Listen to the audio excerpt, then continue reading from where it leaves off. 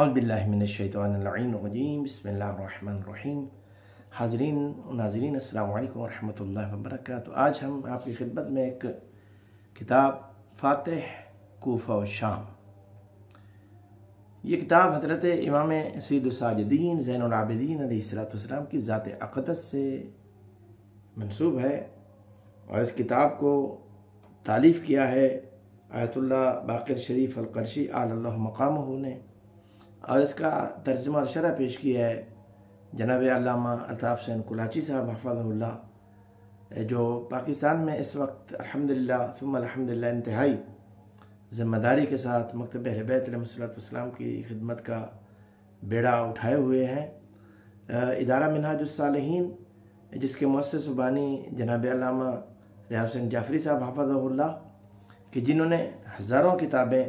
عربی سے اردو میں ترجمہ کر کے مومنین کے افادہ عام کے لیے ان کو چاپ کیا ہے۔ میں سمجھتا ہوں کہ یہ کتاب جو 2 جلدوں پر مشتمل ہے، فاتح کوفہ و شام، امام سجاد زین العابدین علیہ السلام کی، یہ آپ کے خدمت میں جو کتاب پیش کی گئی ہے، اس میں مولا امام سجاد علیہ السلام کی دنیا میں تشریف آوری سے لے کر شہادت تک تمام معاملات کو انتہائی تفصیل کے ساتھ بیان کیا گیا ہے، اور اس میں بہت ساری چیزیں ہیں جو عام مومنین کے لیے بھی فائدہ مند ہیں۔ مثلا زبور آل محمد صحیفہ سجادیہ، امام علیہ السلام کی جو دعاؤں کا مجموعہ ہے، وہ اس پر انتہائی تفصیل سے سیر حاصل گفتگو کی گئی ہے، اور اس کے علاوہ حضرت امام زین العابدین علیہ السلام کی مناجات جو مفاتیح الجنان میں بھی بہت تفصیل سے لکھی گئی ہیں، ان پر بھی الگ الگ سے گفتگو کی گئی ہے۔ میں سمجھتا ہوں کہ اس میں حضرت امام سید الساجدین علیہ السلام کے دنیا میں تشریف آوری سے لے کر شہادت تک کے تمام واقعات کو تفصیل سے لکھا گیا ہے۔ میں سمجھتا ہوں کہ اس کتاب کا تمام مومنین کے پاس، اور بالخصوص صاحبان منبر، علماء، خطباء، ذاکرین، واعظین کے پاس ہونا انتہائی ضروری ہے،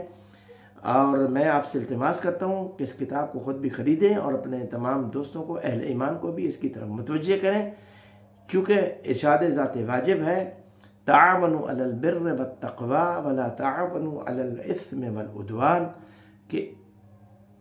نیکی کے کاموں میں اور تقوی کے کاموں میں تعاون کرو۔ تو گویا علم کو آگے پھیلانا بہت بڑی نیکی ہے۔ میں سمجھتا ہوں کہ علم حاصل کرنا جتنی بڑی نیکی ہے، اتنا علم کو پھیلانا بھی بڑی نیکی ہے۔ تو میں امید کرتا ہوں کہ آپ تمام صاحبان انشاءاللہ العزیز اس کتاب کو پڑھیں گے، اس سے بہت سارا استفادہ حاصل کریں گے، اور